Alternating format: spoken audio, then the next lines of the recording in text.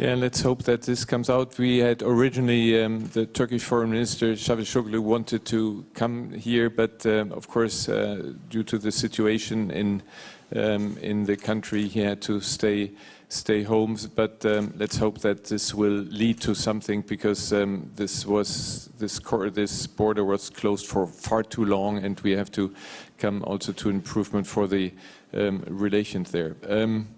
Now to the elephant in the room, if you allow me. This is, of course, the question that President Aliyev alluded to at the very beginning, the war that started, is it 2 years ago already? And we see a situation which is still very critical. We are not here to do any negotiations, but of course we are. When you look at it, the outside, the international community, we are concerned about the humanitarian situation, and one looks always, as we have been looking right now with regard to humanitarian aid to Turkey, we are looking at humanitarian steps. We see the Lachin corridor that is seen from the outside blocked, and we wonder, and maybe Prime Minister, you can tell us a bit about maybe efforts to have some confidence building measures there to see that somehow the situation improves. And we would, of course, all, and afterwards I would like to turn to President Aliyev again, we would, of course, like to see that through some small steps we come to a de-escalation and come closer to a resolution of this conflict. Thank you. You're right.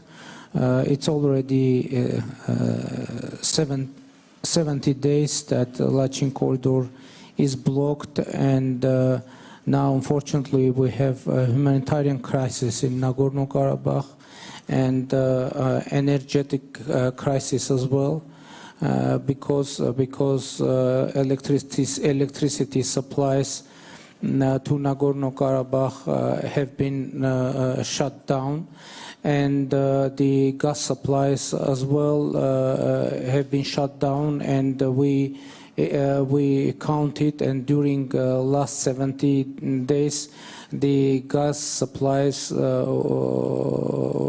were cut at least 10 times, and it is the problem that should be addressed. And our position is that in the Trilateral statement from the 9 November 2020, we have very precise provisions connected with Lachin corridor, and according to that statement, it is the obligation of the Azerbaijan and Russian peacekeepers to keep Lachin corridor operable. But now, unfortunately, we have a totally different situation. And I meant Lachin corridor as well, saying that international attention should be kept on this situation, because we are afraid that continuation of this situation can cause unturnable humanitarian consequences for Armenians in Nagorno-Karabakh. President Aliyev, as I said, we are not here. We cannot negotiate the substance of the agreement and how to come to a final conclusion. I think the President of the European Council has been working with you on this. We don't want to get into this. My question is just, do you see, because you were saying that we should use this opportunity now to come to a more stable situation. Can you do some humanitarian gestures so that this blockade is being stopped, and the people that, according to what the Prime Minister is just saying, are in Nagorno-Karabakh are living in very difficult circumstances? Is there something you can do as kind of a goodwill measure, confidence building, so that talks have a chance to succeed in with regard to the more substantial questions that, of course, are not resolved yet. As far as we understand, and in our communications with our American partners and partners from European Union, and also as far as I understood from today's trilateral meeting with Prime Minister Phashinyan, which was organized by Secretary Blinken, we have a common understanding that there should be a two-track approach to the situation in the region. First, Azerbaijan-Armenian peace talks track. Second, Azerbaijan's communications with Armenian population in Karabakh. Just for your information, the word Nagorno-Karabakh is no longer valid. This is actually the Russian word. Nagorno means mountainous. And in Azerbaijan, there is not such an administrative unit like Nagorno-Karabakh. Therefore, of course, I would like to ask our partners to respect the sovereignty and constitution of Azerbaijan. There is a Karabakh region of Azerbaijan where there is an Armenian population. So this two-track solution actually separates our talks with Armenia from our internal issues like our communications with Armenians in Karabakh. And also it was agreed with our international partners that there'll be discussions on rights and securities of Armenian minority in Karabakh. And we are ready to do it, but with those representatives of Armenian community who lived, who were born, and who lived in Karabakh throughout their life, but not with a person who was exported from Russia to have the leading position in Karabakh. Maybe exported is not the right word. I would probably prefer the word smuggled into, because nobody knows how he emerged in Karabakh and how he is trying and achieving to go back to Yerevan, and from there to Moscow, and then back to Yerevan, and then to Karabakh. Only this fact demonstrates that there is no blockade. Second fact which demonstrates that there is no blockade is that since 12th December until today, when our activists from civil society came to the checkpoint, there have been more than 2,500 vehicles, including trucks, of Russian peacekeepers and the representatives of Red Cross. Almost 100 medical patients from Karabakh were taken by Red Cross to Armenia for treatment. So how can we call it a blockade when there is an open road? And if Armenians in Karabakh try to use this road, I'm sure no one will stop them. So this is important to understand the current situation. And also, in order to properly evaluate the current situation, we need to go back a little bit to the history. For almost 30 years, our lands were under Armenian occupation. Prime Minister Garibashvili mentioned that in 2008, after the Russian-Georgian war, there were no sanctions imposed on Russia. But I also can say that Armenia occupied 20% of Azerbaijan's territory, violated international law, did not comply with UN Security Council resolutions for 27 years, and no sanctions were imposed on them. And we always were asking for sanctions to Armenia to be imposed to avoid the war. We were waiting for Minsk Group to deliver result. We were waiting for Security Council of United Nations to respect their resolutions. But we thought that there is no movement, and there is a common understanding that this conflict is frozen. So we proved that it is not frozen. We had to fight. We have to sacrifice 3,000 lives in order to restore our dignity, our territorial integrity and justice, and implement UN Security Council resolutions. Therefore, we cannot take out of the context today's situation in Karabakh or our communications with the Armenian community there, and just forget about 30 years of occupation, forget about that the territory equal to the territory of Lebanon is totally in ruins. And that was done not by aliens, that was done by our neighbors who came, occupied our land, made 1 million Azerbaijanis homeless, destroyed 65 out of 67 mosques, desecrated them, and then when we kick them out, they now plea for justice. They accuse us of occupation, those who occupied us for 30 years.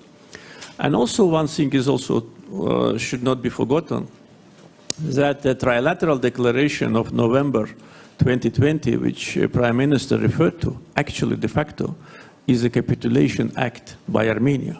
We fought the war, and the results of the war have been accepted by international community and by Armenian society.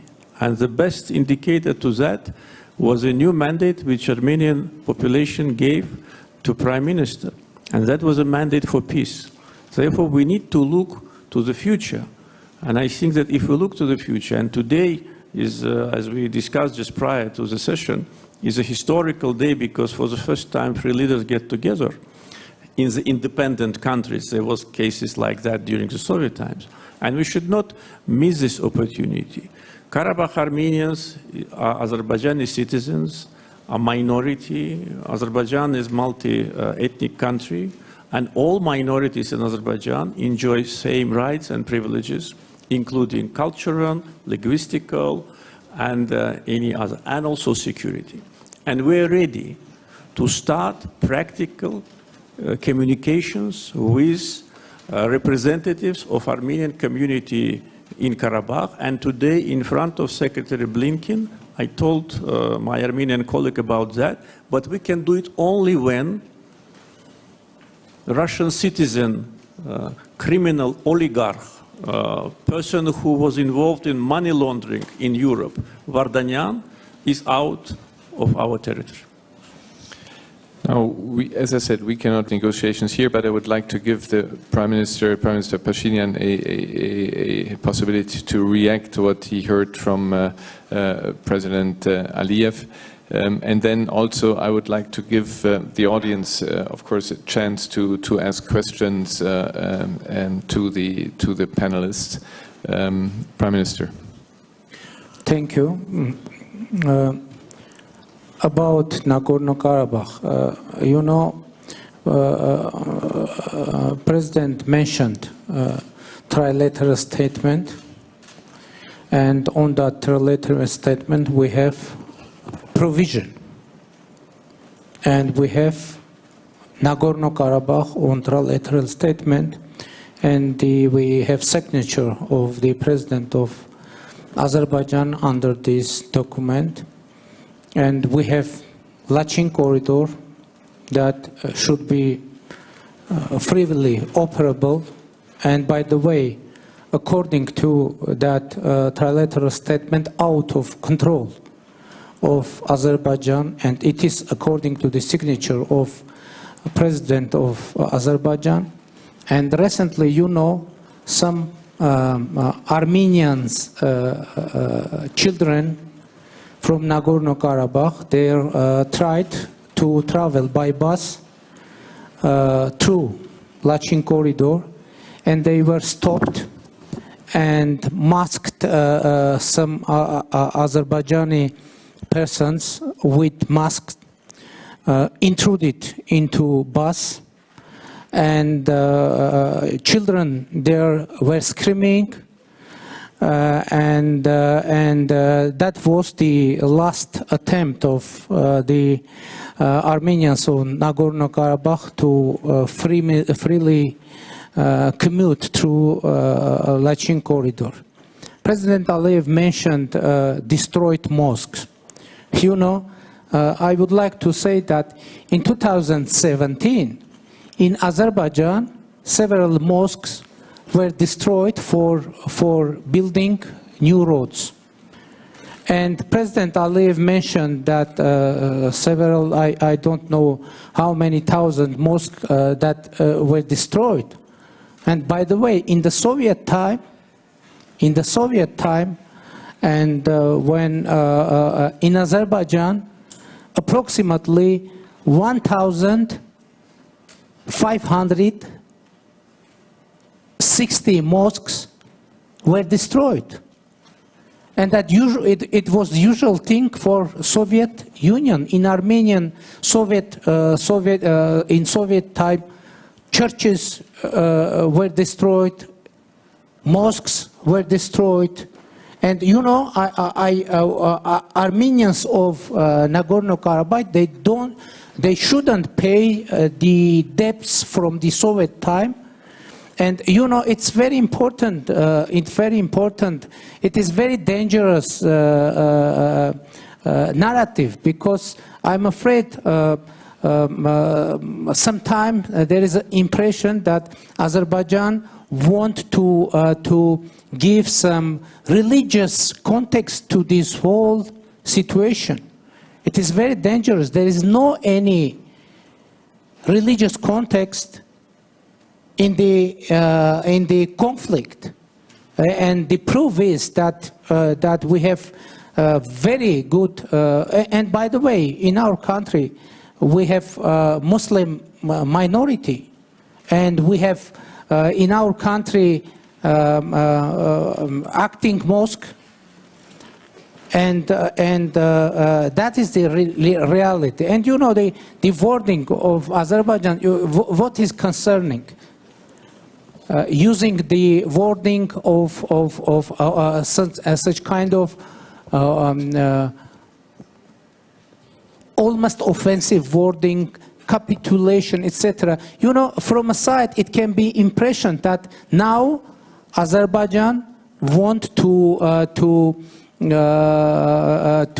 show that, and that is maybe reality, that Azerbaijan adopted a revenge policy. You know, revenge policy, and maybe that is the policy of Azerbaijan. But as it was mentioned, we have very complicated history, and I just said, yes, maybe it is historical meeting, but for what purpose we want to use this? For inflaming intolerance, hate, aggressive rhetorics in our region, or in opposite, we want to use this platform for making things better. We think that this platform vote to be used for constructive purposes. Of course, we can now tell many stories of enmity, but what is the meaning of our leadership? To deepen that enmity, or to use our capacities, our authorities, our mandates. I'm proud that I've been able, our government was able, even after the devastating war, to have free democratic elections in our country that was worldwide acknowledged as free, democratic, and transparent and competitive. And as I said, from our point of view, is the solution is democracy, the solution is transparency, the solution is dialogue, the solution is respect for